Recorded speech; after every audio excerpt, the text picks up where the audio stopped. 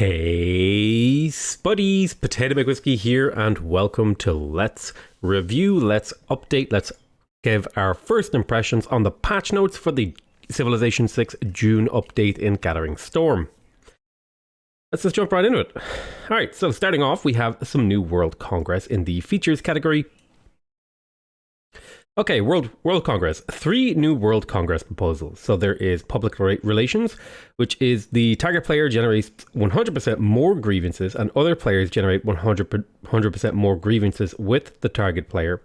Or the target player generates 50% fewer grievances and other players generate 50% fewer grievances towards the target player. I'm not really convinced this is going to be hugely impactful. It might be helpful if you are going for a domination victory. You can always target yourself with the 50% fewer grievances, which might make loyalty a little bit easier to do.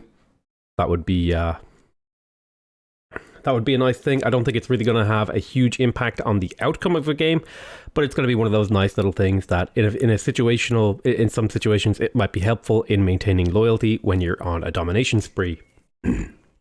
The next one is the Espionage Pact. All spies function 2 level higher for the target operation, or the target operation is unavailable later game. This is actually really, really powerful. Probably the biggest one. The second biggest one. If you were to rank these 3 new proposals, public relations would be the weakest, Espionage Pact would be the second strongest, and military advisory would be the most impactful. Although you could make the argument that in certain situations, the Espionage Pact would be more impactful. So what this is going to be in particularly really useful for is late game stuff.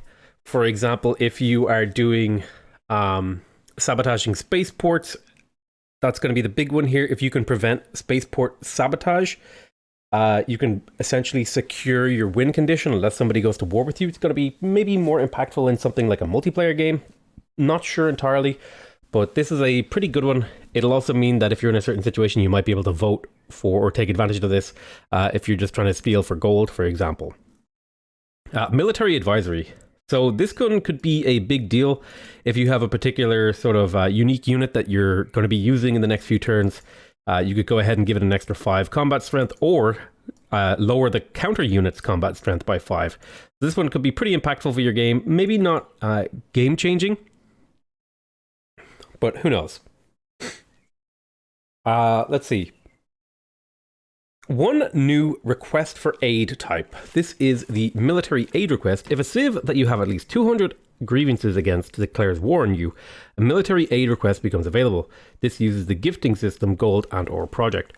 So this is sort of a sort of similar to the natural disasters request for aid thing.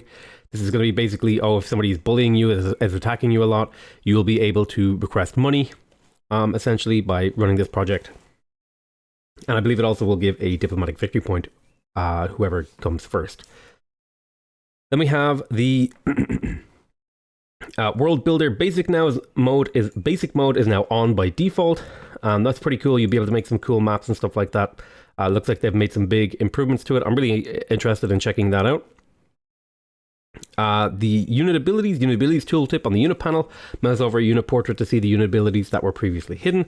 Note that this will not include temporary or situational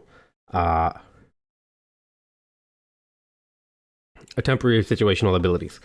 So I'm not sure what temporary or situational abilities includes. That might be stuff like standing on a hill. I'm not sure exactly what that is. But this can only be a good thing. More information given to the player, all that sort of stuff. Then we have the diplomacy ribbon yields. We now have an interface option in the settings to turn on all player yields on the diplomacy ribbon. They are always off, on via mouse over, or always on. That is up in the top right hand corner when you're usually in the game. You see the portraits of the other players. This will allow you to sort of find out the information you need to know. How much science are they generating? How much tourism do they have? How much money do they have? All that sort of stuff will be more available. Although I'm not sure about tourism. It might be culture that is displayed.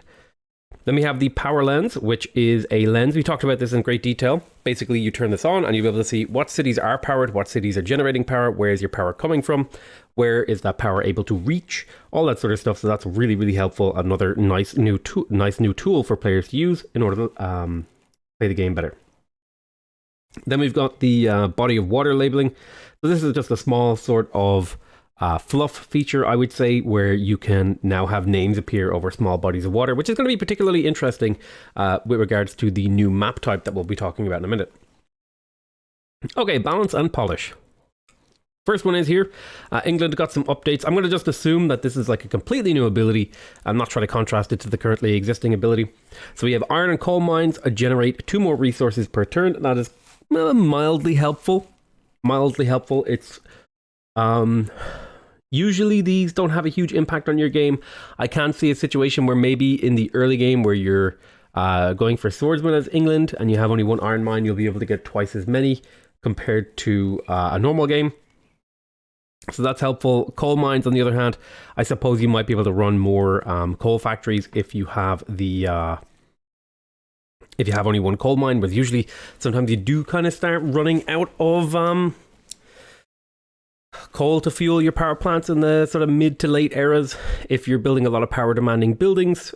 You also get 100% production towards military engineers, and military engineers receive +2 charges. Don't forget that there's more buildings that use power now. So actually an ability to be able to generate more power is quite useful, or in essence, having more resources that you can generate power with is quite helpful. So you produce military engineers quicker and they receive +2 build charges. I would say military engineers aren't super impactful. There are a couple of their improvements that are really good. Railroads are quite good. Forts are not that good. They're pretty okay, usually only on the defensive and in very like sort of niche scenarios. I would say this is a mildly okay ability. It lets you, it'll just be handy, right? You'll be able to make tunnels and railroads and stuff like that a little bit easier. It still does require you to build an encampment with an armory, which, is a bit of a barrier to pulling this off, but I think it'll be fine. Buildings that provide additional yields when power receive +4 of their respective yield. 4 is an awful lot. That's a very significant amount. That is oftentimes doubling what they would provide when powered. So that is quite nice. Then we have the +20% production towards industrial zone buildings. Also a really nice ability. Although I typically tend to purchase my industrial zone buildings, this because you want the impact as soon as possible in order for it to pay itself off as soon as possible. The harbor buildings increase strategic resource stockpiles by +10. I would say that's a very, very minor and not too super useful ability.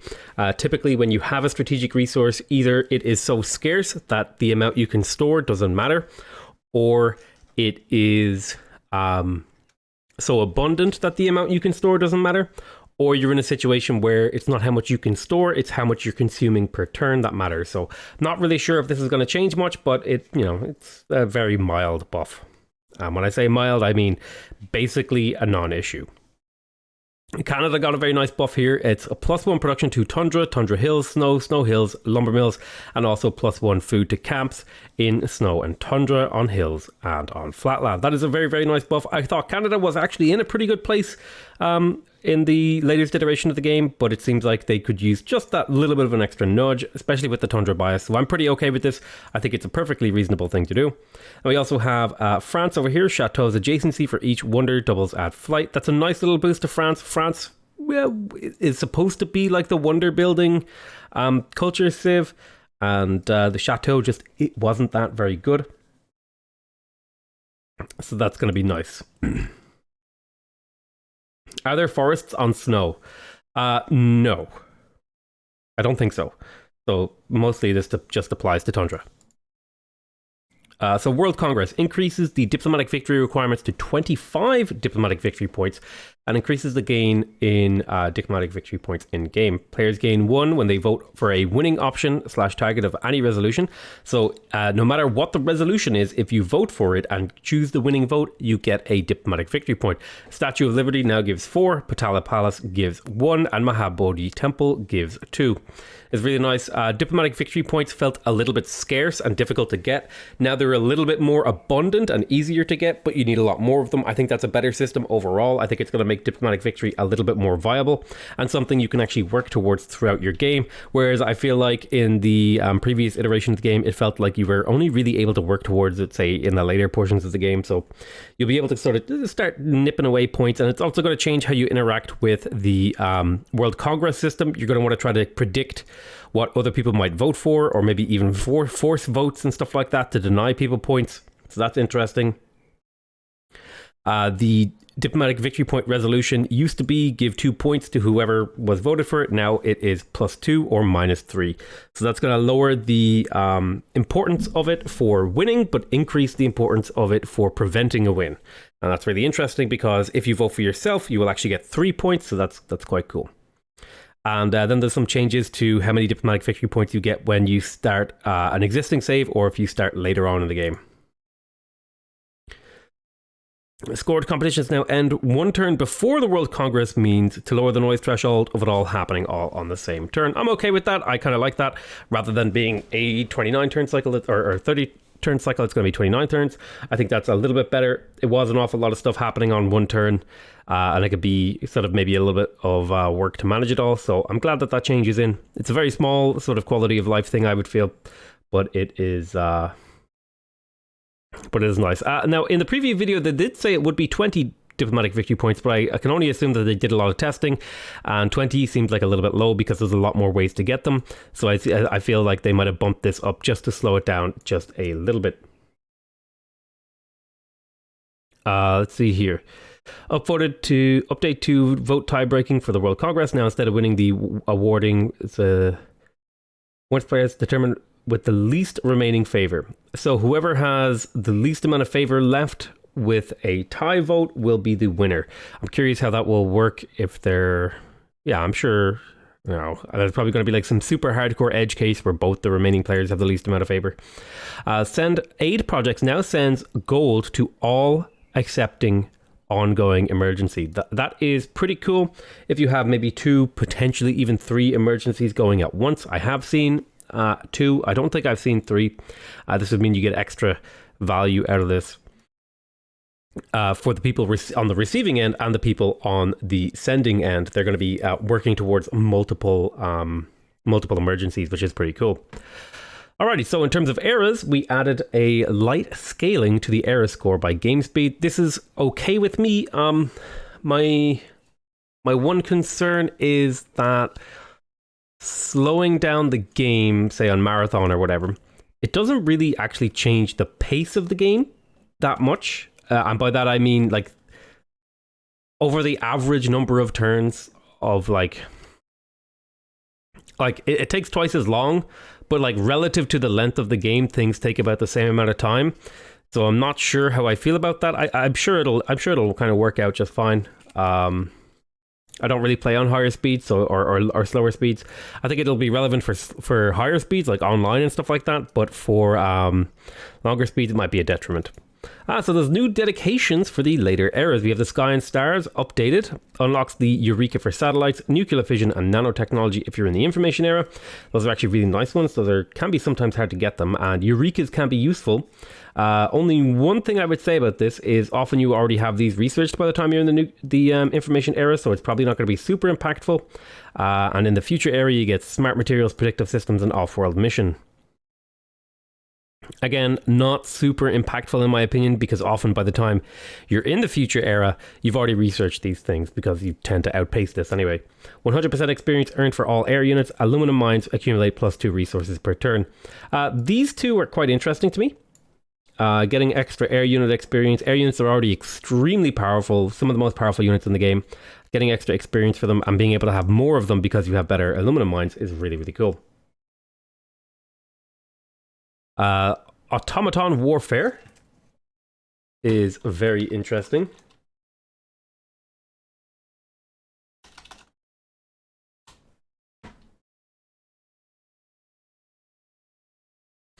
Automaton warfare, you get a giant death robot if you're in a golden age and you receive 3 uranium per turn. Now that's uranium does go away when the golden age goes away, but your uranium mines also accumulate +1 resource per turn.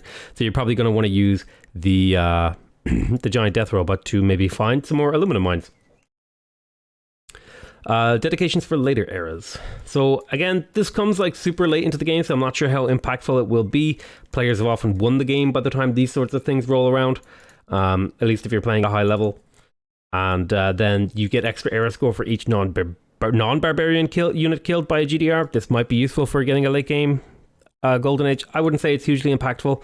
The new Dark Age policies for later eras, these might actually have a big impact. 10 combat strength against units from the information and future eras, but grievances against you do not decay. This could be really powerful for helping you win in the late game if you're in a Dark Age.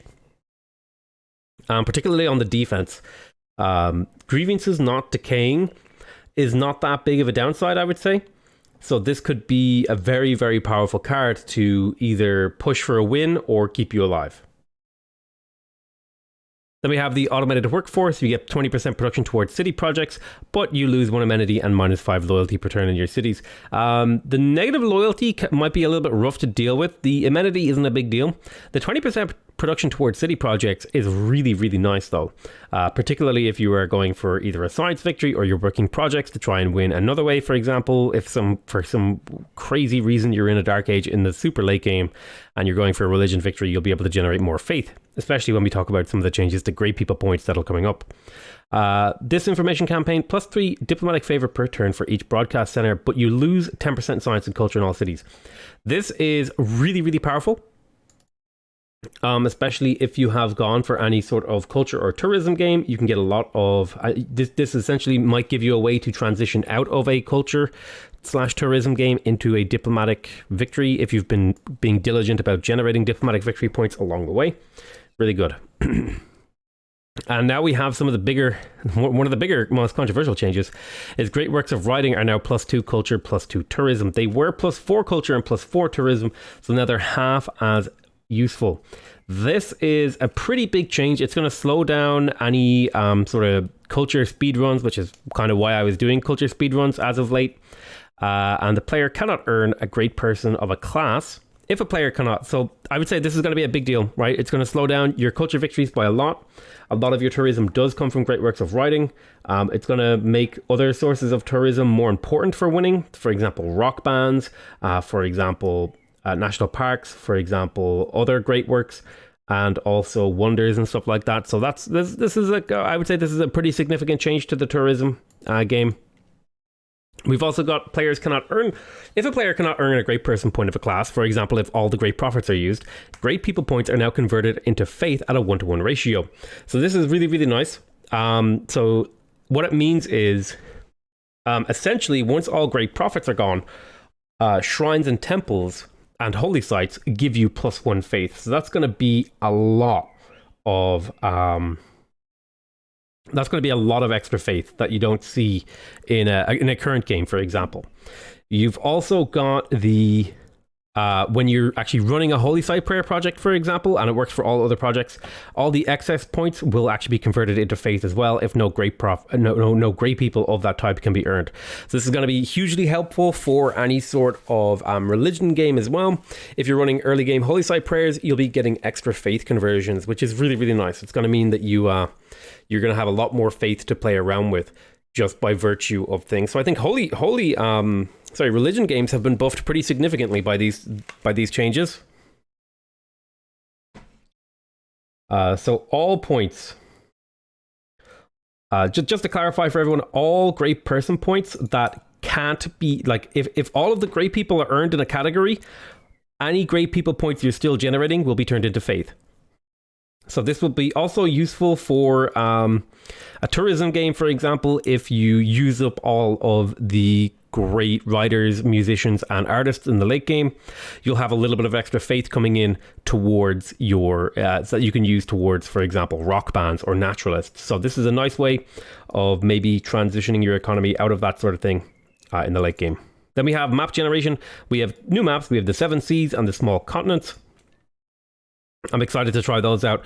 We also have a generation change. Decrease the number of 1-tile mountains on the 2XP2 archipelago maps by about 15%. I think this is expansion 2 archipelago maps by about 15%. So there'll be less one-tile mountains, and there will be more woods on tundra, which is interesting. That's going to increase the value of tundra, because tundra was easily, I would say, tundra was either the weakest or the second weakest terrain type. Maybe sometimes flip-flopping with desert, depending on your setup and your Pantheon and the civ that you're playing and stuff like that. And coal can now be placed on woods, and aluminum can be on rainforest. This is going to be a very nice small change. I don't think it's going to increase the amount of resources that are generated in your game, but it's going to increase the number of places they can appear. And so that might make getting access to those resources a little bit easier. I keep getting people asking me in my chat while I'm reading this live on Twitch. I'm live on Twitch, by the way. If you're watching this on YouTube later, twitch.tv/PotatoMcWhiskey. So how this works is if you can no longer earn great people in a particular category, all of your great people points will be converted into faith at a 1-to-1 ratio. If you have 10 great artist points per turn and you can't earn any great artists, you will get 10 faith. That is how that works, and that is only how that works.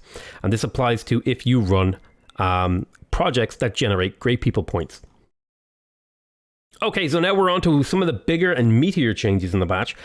Building improvements and building/improvements production cost balancing. So some of the biggest changes are down towards the bottom here, but medieval walls are slightly cheaper, Renaissance walls are slightly cheaper, and the CK is slightly cheaper. I think this is more of just like a rounding thing.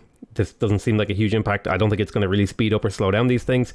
Factories, stock exchanges, and military academies, this includes the electronics factory for Japan, have been reduced by about 60 production. 60 production is pretty significant. Usually around the time that I'm building a factory, my city has somewhere in the region of 20 to 30 production. So this could be 2 to 3 turns off of building that factory, which is pretty significant, because then I get the use out of that factory for two to 3 turns. And then I have essentially another 60 production and whatever extra production I got from getting it earlier to spend on other stuff. The zoo, thermal bath, aquarium, and oil power plant have been reduced pretty damn significantly. Almost 100 production cost reduced on these. This is going to make these much easier to build, much more viable, I feel. They were a little bit expensive, and I think don't forget, it's also going to make them cheaper to purchase because of how purchase cost relates to the production cost. So those are really, really nice. Then we've also got the hangar and the food market being heavily reduced as well. Looks like almost 100 off those as well. I would say these are pretty rare buildings to build. So making them cheaper might make it easier to make a value calculation about whether or not you want to build them. I think they were very, very rarely built. And making them cheaper and making them better, as they did down here with the food market, it can only be a good thing. Now we've got sort of more impactful stuff. The Seaport Broadcast Center, Film Studio, Research Lab, and Tier 3 government buildings, the shopping mall, and the hydroelectric dam have been reduced by about 120 production. That is a huge discount on those buildings. In particular here, the Broadcast Center, Film Studio, and the Research Lab, and the Tier 3 government buildings, getting all of those cheaper. Those are things that you're going to be building in basically any game that relates to either science or culture, and the government buildings is in every game. So I think this is going to be a significant improvement, although one thing I will say, in certain circumstances it's not going to make a huge deal, but an extra 120 production off is 140 production off, not 120, this is 140 discount. That is pretty damn significant, and it's going to make it much easier to build these things while also building other things. You've also got the nuclear power plant and the airport getting a cost decrease. I think this is overall, combined with a hangar discount, is going to make airports a little bit more attractive to build. I think one of the biggest barriers, though, to building airports and an air force is the lack of strategic resources like oil or aluminum.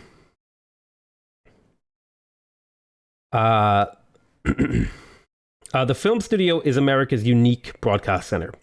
So the stadium and the nuclear power plant and the airport are cheaper, and then we've got the stadium and the aquatic center are also quite a bit cheaper. In fact, hugely cheaper. The stadium was actually a very, very expensive building, as was the aquatic center. So this is going to make them much easier to build and much more attractive to build and get you more value out of them. So I think these are actually a lot better now. We've also got some buffs to the yields and amenities of certain mid and late game buildings to make sure them worth more production cost, adding small power requirements to some buildings as well.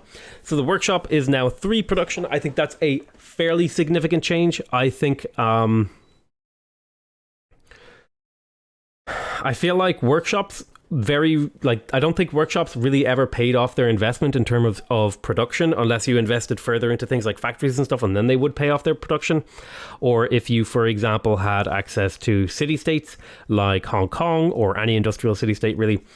Just basically a 50% buff to the production yield of this building is going to make them more useful, and they're going to pay themselves off more often in a game. We've also got the Armory giving you 3 production. This is also another nice boost. I often felt like Armory and workshops, the problem with these buildings was they were never really worth building for their yield. And now just a small little bump, even if it is a 50% bump, I don't think it's a huge change to the value that these buildings provide on like how I feel. But I definitely think you're going to feel the impact if you've been playing for a long time, because that extra +1 production is significant across an empire where you've built a lot of these buildings, and it is significant if you build them early and are getting the benefit of this for a very long time. It's I think it's a very small incremental sort of snowbally change. I do think this is a rather big change. Ferris wheels now give 3 culture.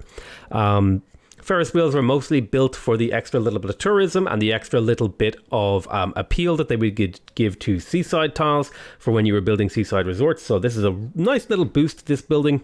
I'm very happy with that change, and I think it will encourage players to build more Ferris wheels, because there's a lot of extra resources you're essentially getting out of them now. We've also got the factory going up to 3 regional production and 6 when powered. It was 2 and 5. That's another +1 across the board. Sort of the similar treatment that the workshop got. Factories are now just better, especially because this scales based on how many cities are within 6 tiles of your factory, or if you get some kind of buff that makes them reach longer. Ferris wheel was, in my opinion, already a really good building for when you're going for a culture victory, because it leads to other stuff and it gives you appeal on coastal tiles. So getting an extra little bit of culture will get you through that cultural tech tree a little bit quicker. So I think that's going to be, it's not going to be hugely significant, but I think it's going to be worth building in certain circumstances. The factory just being better, and the electronics factory actually got a fairly significant buff too. Now it's 8 production when powered. So that's a little bit of a jump over the regular factory. And don't forget, I think it also gives you culture. So the electronics factory and the factory in general are better. I do think that factories definitely felt a little bit weak. I don't know if this is enough to make them good, but when you consider the fact that these buildings scale across a number of cities that they can reach with their AoE, I think this is going to be a nice buff to industrial zones and factories. Then we have the military academy going up to 4 production. It was 3. I think this is just to kind of keep parity with the armory. The military academy was another building that felt a little bit weak, although it did have its own unique power boost, because once you build a military factory, you can start building corps and armies, so that's nice. But,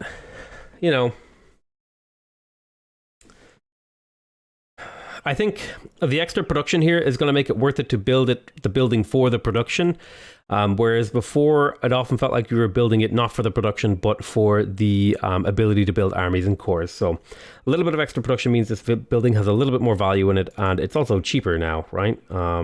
Yeah, it's a little bit cheaper. So a lot of these buildings are cheaper and also provide more benefits. So that's going to make the sort of decision about whether or not you want to pick them better.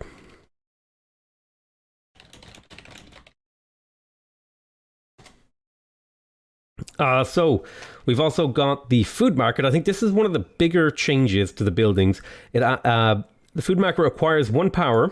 It provides 4 food now. So it used to provide 3, but so now it gives more food, and it gives extra food when powered. 6 food is pretty significant. 3 food is being able to fuel like 1.5 citizens. 4 food is being able to fuel 2 citizens, and 6 food is being able to fuel 3. So this is actually a significant buff to the food market, especially when you consider that it's now cheaper too. So the food market is not only cheaper, but also better. So I think this is going to be a much more valuable building, especially say if you're hitting into the sort of mid-late game and you actually have a kind of maybe heavy plains, hills kind of city that needs more food to be able to grow and work all the tiles that it has. So this is going to be a useful building to try to overcome that hump. We also have the shopping mall here. Now, this is a great building to build if you are going for a tourism victory because it adds amenities and it also gives you a little bit of tourism. But the nice thing here is now it's going to give you amenities. 2 if it's powered, and it's also going to give you gold, which it used to not give you, so a little bit of extra gold. I don't think, usually when I build shopping malls, I'm purchasing them, so I guess it is kind of nice that they will slowly earn off their cost now, especially, you know, with maybe boosting the productivity of a city with amenities, maybe sort of boosting the productivity of gold raw as well will be quite nice.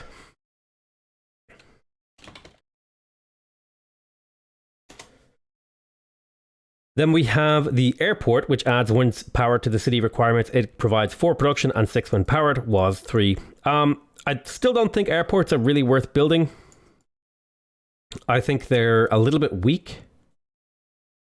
In general, this might make situations where you want to build them, they're just a little bit better. I don't think there's something people really build very often. However, they are cheaper now and they are better.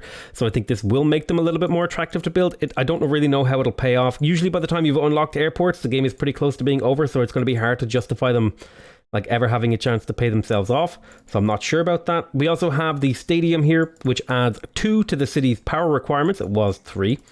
So that's actually a little bit of a nerf to the stadium, although it is cheaper. So, I mean, it just costs a little bit more. Usually by the time you have stadiums unlocked, power isn't really an issue.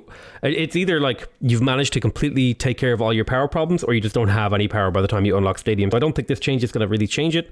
And the aquatic center is, sorry, it's a buff. Sorry, my bad. I misread this. This is a buff. It now requires less power. I misread that because I was reading quickly.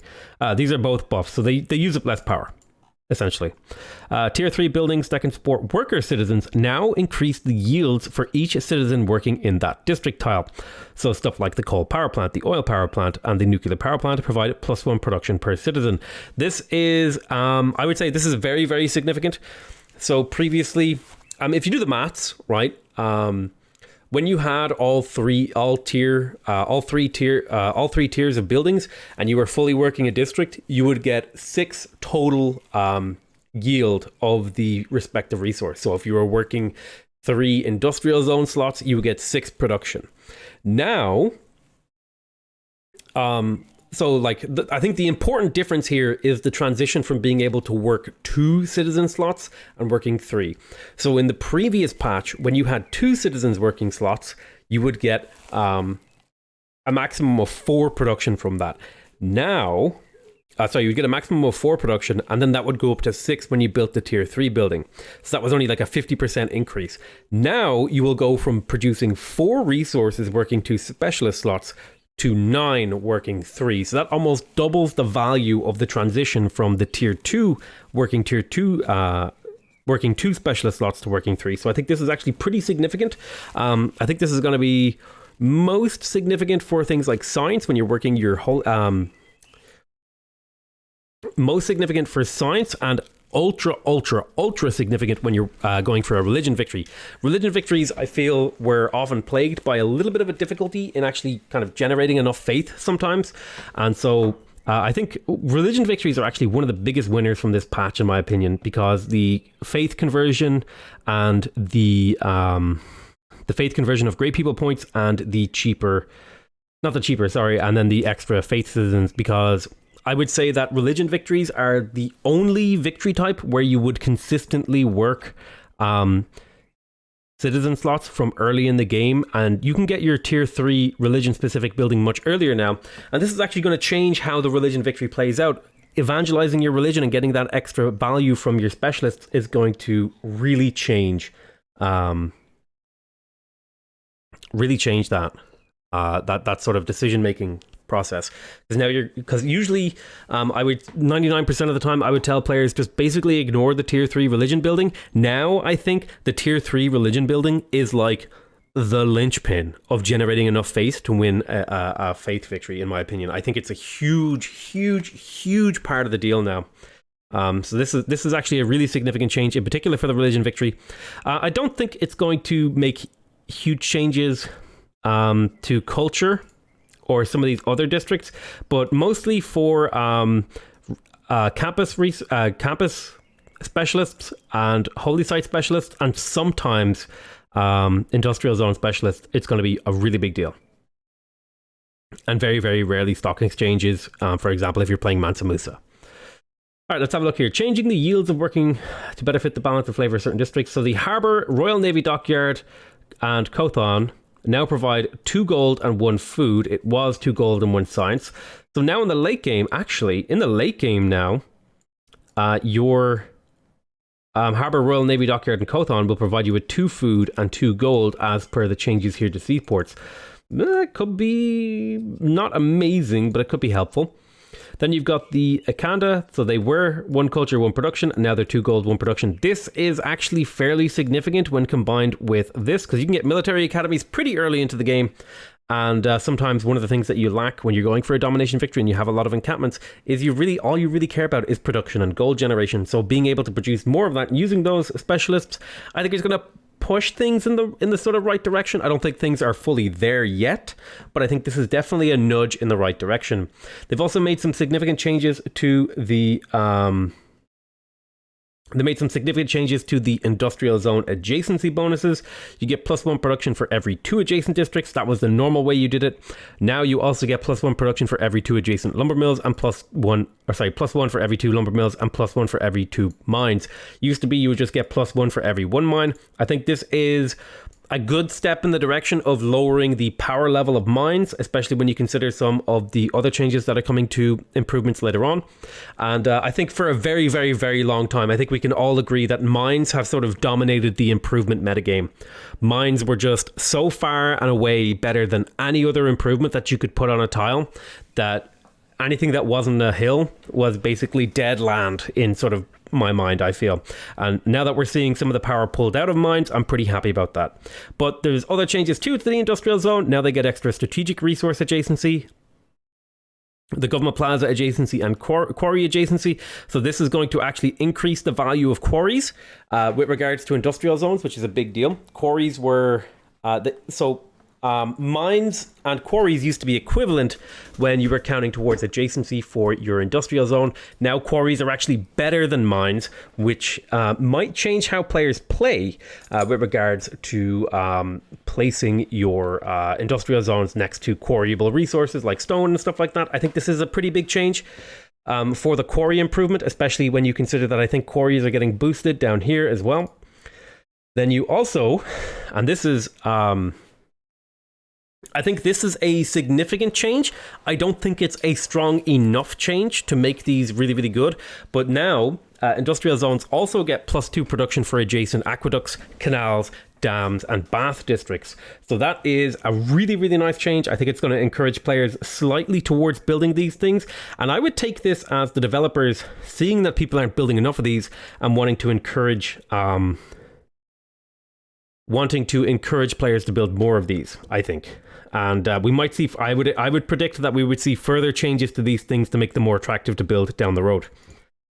We've also seen, I would say this is a significant change towards these things, making them more attractive to build beside industrial zones and making industrial zone placement a little bit more interesting of a mini game. I don't think it's a big enough step in the direction, but I think it is a step in the direction, in the right kind of direction, I feel. Then we've got the increase the value of quarries, pastures, and lumber mills. So here is probably one of the probably the biggest change in the tech tree is that lumber mills are now unlocked at construction. So previously they were unlocked at crossbowman tech machinery. And so they came actually quite late into the game. It was often around turn like 100 to 120 by the time you unlock these up, which is like oftentimes, you know, it could be the entirety of the game. This is if we're talking about like a normal sort of standard game where you're not doing any speed run or anything like that, or you didn't beeline them. Like it's sort of a natural progression. You would unlock them around 100 turns into the game. Now you can get them reliably probably 60 to 70, maybe 80 turns into the game. So that is really damn early compared to previously. So they're actually an entire era earlier. Now they are late into the classical and they're kind of in an awkward spot in the tech tree, but they are a lot earlier. They now, oh man, this is so good. Now they give you +2 base production. So I would argue that With the removal of Goddess of the Harvest, I think it is very, very viable now to build a lot more lumber mills. Previously, lumber mills on forests were actually just worse. Like, unless they were on a river, they were just straight up worse than a mine tile. So now that they potentially go up to +4 production all the way into late game, this is really, really powerful, and it's going to make them much more consistent, and it's also going to make them much easier to build. I think this is actually one of the biggest changes, I feel. And when you combine that in conjunction with lumber mills can now be built on rainforests, like that is huge. Now they do lose the river adjacency, but now they give you +2 base production. So it's like they have the river adjacency everywhere. I think you could probably, if you wanted to add back in the river adjacency flavor, like maybe let them generate 1 gold on a river or something, just for the people who really liked that like sort of placement minigame, that would be pretty cool. So let's see here.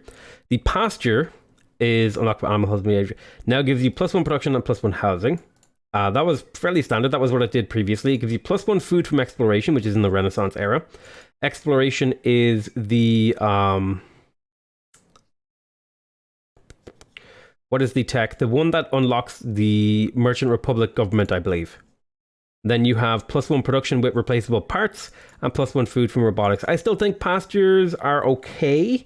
They get a little bit better. I think they're okay still. I think they're mostly I think they're mostly the same, but they're just a very slight bit better. I don't think this is hugely impactful. Quarries, on the other hand, now give you +1 production, +1 production at gunpowder, Renaissance. That's actually pretty early into the game, and +1 production with rocketry, and +1 production with predictive systems. I think I would say this isn't even really a buff to quarries. I was expecting bigger changes here. I still think mines are just better than quarries now. But there is an argument to be made to maybe keep quarries around. They get way better in the late game, but the problem is that the proportion of the game that they're really, really good is really, really small, whereas mines are really, really good most of the game, whereas quarries only really get good in the late game when there's not much of the game left. Yeah, they used to get extra gold, I believe, at one of these techs. I can't remember which one it is, but now they get production, which I guess is a nice nudge in the right direction. I would like to maybe see some of these bonuses moved into earlier eras. I think the Renaissance is a little bit late for this to be getting boosted. I'd like to see maybe a boost come in the medieval, and then maybe a boost come in the industrial era, and then maybe a boost come in like the atomic/modern era. Like these just come a little bit late in the game, but I think the quarry is now still something you might consider coming around, especially when you consider that it gives a full adjacency to a industrial zone. Then we've got some changes to the Hansa, which is the German unique industrial zone, and now it also gets the production from aqueducts, canals, and dams. That's its major adjacency, although its own adjacency rules still kind of apply. Oh my god, changes to the religion and pantheons. This is gonna have to, I'm gonna have to make a whole, I'm gonna have to make a whole new pantheon video talking about the different pantheons. Alrighty, so Goddess of the Harvest, gone, just obliterated. This was, if you were grading like on a scale of all of the pantheons in the game, like Goddess of the Harvest was a 10, and then every other pantheon started getting ranked at like 1 to 5. So like it was just so far and away better than anything else in the game that it kind of needed to be blown into the ground. Now, I mean, the only way I think you could sort of bring it back or have balanced it is if it only applied to harvesting bonus resources, because then you're actually giving something up by using it right, because the bonus resource might be giving you a really important yield. That would be the only way I could see you could keep Goddess of the Harvest around. It was way too powerful, it was way too good, and it's probably good for the game that it's removed in terms of balance. No, don't get me wrong, I think it is going to be a net negative to the fun of the game, because it was a lot of fun to play around with some really, really fun faith purchasing strategies. In fact, I think it was like the very first thing I noticed, I think it was, I can't remember exactly which, I think it might have been Rise and Fall, that came with the Monumentality Golden Age, was that like one of the very first things I noticed is like if you get Goddess of the Harvest in the Monumentality Golden Age, you can just go absolutely nuts. And we've seen like crazy speedruns done with that strategy. I never really got around to doing them myself because I was like, Goddess of the Harvest will always be around. And then when I heard it was being removed, I was like, okay, we need to do all the speedruns. Go, go, go. We've also got the Goddess of the Fire, which is really, really cool. You get +2 faith for every volcanic soil and geothermal tile. This is a nice Pantheon. I think it is, I wouldn't say it's like super powerful, but I think it is a really cool one. And it will be really fun to use if you're going on a disaster intensity 4 and you've got a lot of volcanoes around, you get a lot of extra faith. I think it can be helpful, it can be nice, and it will be fairly consistent as long as your volcanoes erupt a couple of times. Okay. So now we have Divine Spark. This gives you +1 great person points from holy sites, campuses with a library, and theater squares with an amphitheater. So this is a pretty, I would say, mild nerf to this Pantheon. It's probably going to cost you somewhere on the order of 10 to 20 great people points per city that you were originally getting great people points in if you're not rushing. If you were rushing the libraries, and it's going to be more significant if you weren't rushing those tier 1 buildings. I would say it's a overall nerf, but I think it's not a huge nerf. This was one of the most consistent and like easy to pick Pantheons because it just helped you get a religion, and then it made any other transition you did into science or culture easier. It was even good if you were going for a religion. So it was just really, really good. So the main change is you just actually need to build a building to get the full value of it. Then we've got Craftsman, which gives you +1 production and +1 faith from improved strategic resources. Now, just keep in mind that includes horses, that includes oil, that includes iron, coal, uranium, aluminum. All strategic resources now get +1 production and +1 faith. This is really, really nice, especially say in the early game if you spawn around a bunch of pastures. Horse pastures, you'll be able to pick this up and get some extra production and faith, which, is pretty nice. I would say this is a good Pantheon. I don't know if it's like super good, but I think it's, if you were to think of like the power ranking of the previous Pantheon, like the +1 production on mind and on mind strategics, that was like maybe a power level 2 or 3. This is like easily a power level 4 to 6, like somewhere, like it's almost twice as good in my opinion. This is a really, really good Pantheon. I don't think it's overpowered. I think it's just good. It's now like solid. It's a solid choice that you can take in a game. Like, and that's what you want. You want a Pantheon that's a solid choice. Earth Goddess now is +2 faith from tiles with breathtaking appeal. Before it was +1 faith from tiles with charming appeal or better. So it is technically better, but you need to have better appeal overall to take advantage of it. I think this is going to be really, really good still if you're going for a sort of tourism play where you're going for the... If you are going for like the Eiffel Tower, for example, which increases the appeal on all of the tiles in your empire. If you're planting down a bunch of national parks, you're going to get a lot of extra faith, which will allow you to buy more national parks and buy more rock bands. This is now, I think it needed a nerf because it was a little bit too strong in the early game, and now you actually have to try to maximize your appeal to get value out of it. I still think it's a good Pantheon, and I think it's even better in the late game, but I think overall this is like a net nerf to it because part of the power level of this Pantheon was tied up in how early you could get like really good faith gain. Goddess of the Hunt now is +1 food and +1 production from camps. This is like the Tundra God Pantheon now. If you are in Tundra and you don't want to go for a Tundra Faith Pantheon, this is like a pretty good Pantheon to pick because there tends to be a lot of camp resources in Tundra, so that's nice. I think this is an overall good change. I think it makes it better. Like, it is just straight up better, which is pretty cool. I'm a big fan of this. I like it now. I might even pick it in some of my games depending on... I might even pick it up in some games depending on how many camps I get. Although I tend to harvest my camps, but that might be less true now that Goddess of the Harvest is gone. Then we've also got Oral Tradition is just gone. And now Goddess of the Festival is +1 culture from all plantations, which is... This has been something that's bothering me essentially from the release of the game because, like... When you were picking one of these, you were like, okay, which ones do I have? You have to like look through your empire and be like, does this one apply? Does this one apply? And +1 food wasn't very good anyway.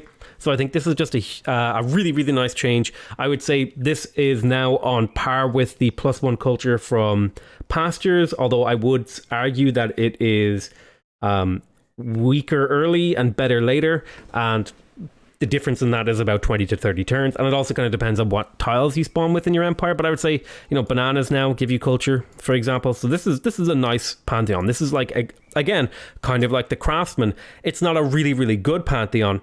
It's a solid Pantheon. It's a Pantheon that you can pick and like if you have the right land, you can guarantee, yeah, I'm getting value out of that. Whereas before, when you were picking it, it was like, oh, I don't know if I'm really getting value out of it. So I think this is a good change. I'm really, really happy with that change. We've also got religious settlements here. Oh my god.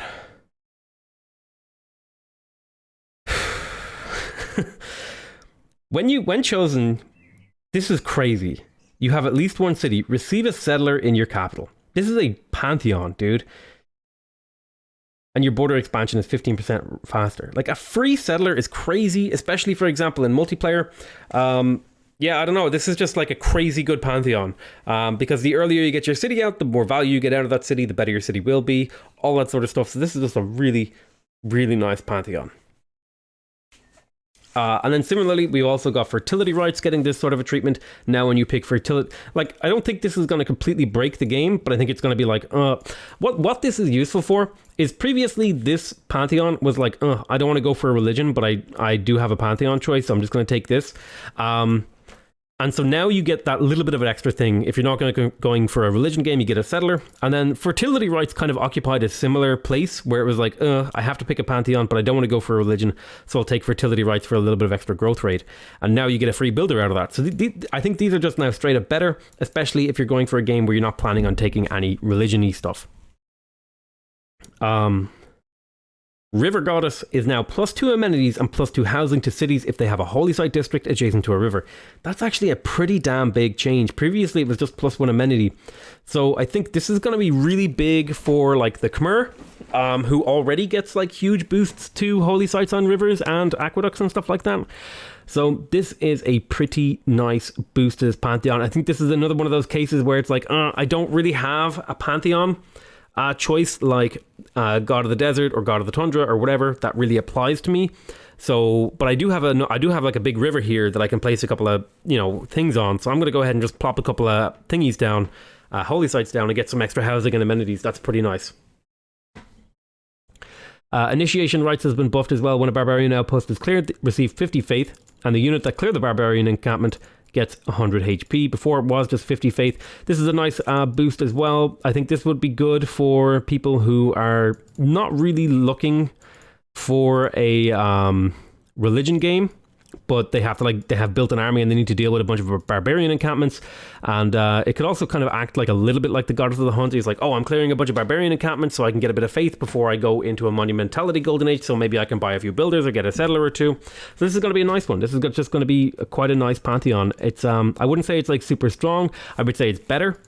And I think there was a bit of a problem with this, was that you had to be in range of a holy site. So hopefully they've taken the range of a holy site thing away, and you just get faith from killing barbarian camps. Okay, so this is going to be techs and civics. Rebalanced Antananarivo will have a maximum bonus of 30% culture. Okay, Antananarivo was fucking crazy, dude. You could get an absolutely insane amount of culture from getting great people points with Antananarivo. For those of you who don't know, I believe Antananarivo's ability was that every time you earned a great person, you would get 2% culture, 2% just extra culture. So capping that at 30% is a perfectly reasonable thing in my opinion, because this could get some pretty crazy results in the late game.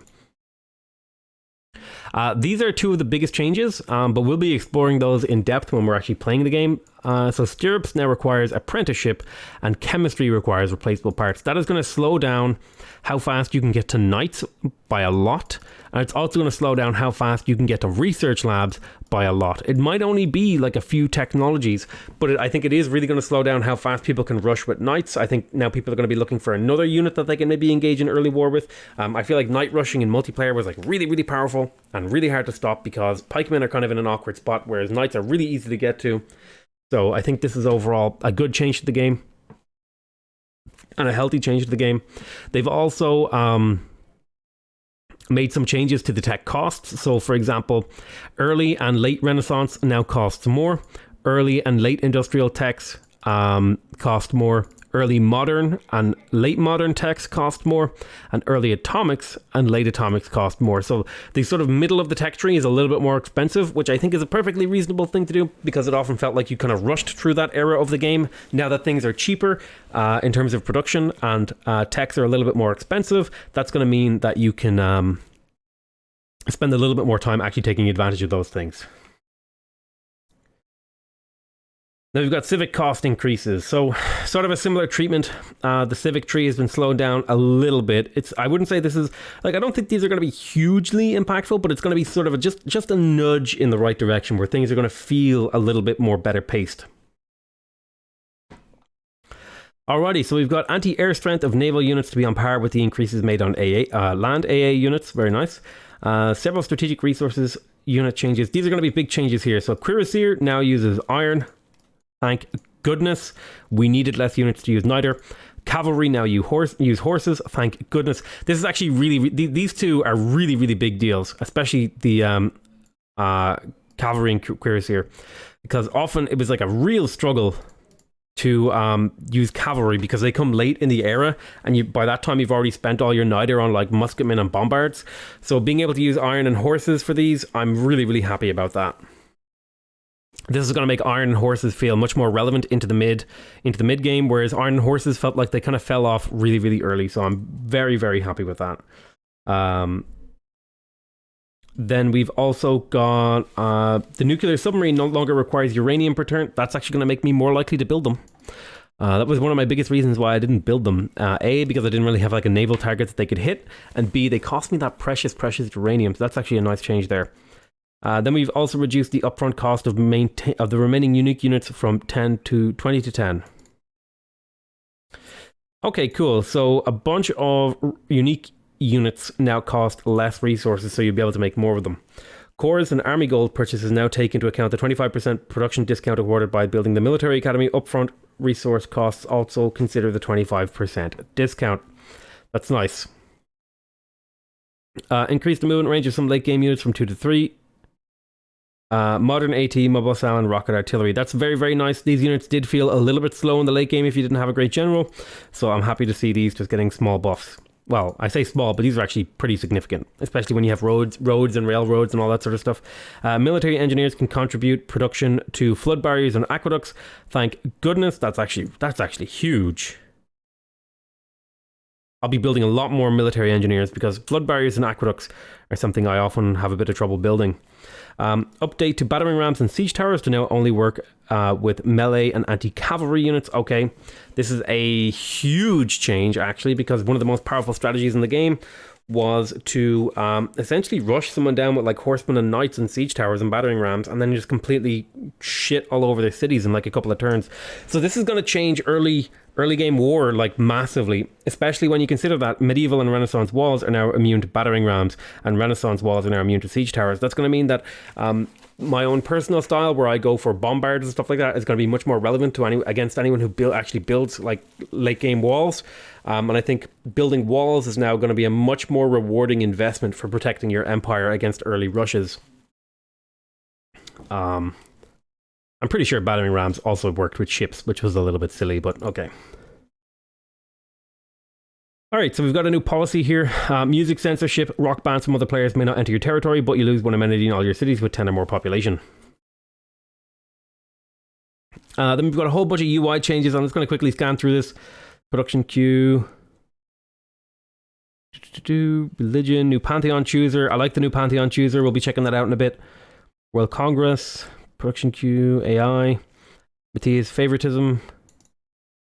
AI support new stuff, combat operations, remove siege so the Hwacha is no longer siege units, so the AI will use them properly. City defense stream in the unit because defensive privileges. Okay, so AI will defend better. Okay, so barbarians are more likely to raid. Use correct. The AI doesn't have enough history. The more trade available. Okay. Makes for consistent. Okay. World Builder HUD. So some pretty nice modding changes, performance, multiple check-ins, graphics, civs, change world offering apply the carries through when upgrading. Oh, that was another really big change is all units now carry on their buffs. Will we be playing Civ today? Yeah, I'll play a little bit of Civ in a bit. I'm gonna just go finish reading the reading these real quick. I'm just gonna quickly scan through these to look for anything that is important.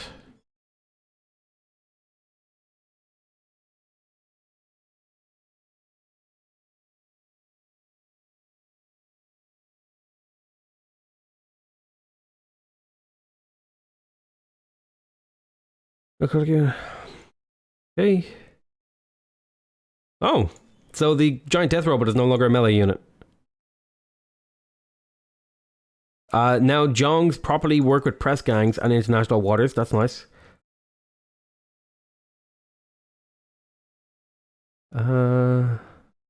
The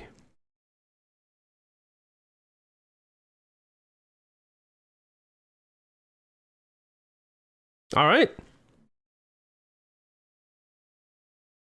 That's it. I hope you guys enjoyed this review of the patch notes. Go ahead and check me out on twitch.tv/PotatoMcWhiskey if you want to watch me playing live. And I love you all very much, and I'll see you next time. Bye bye.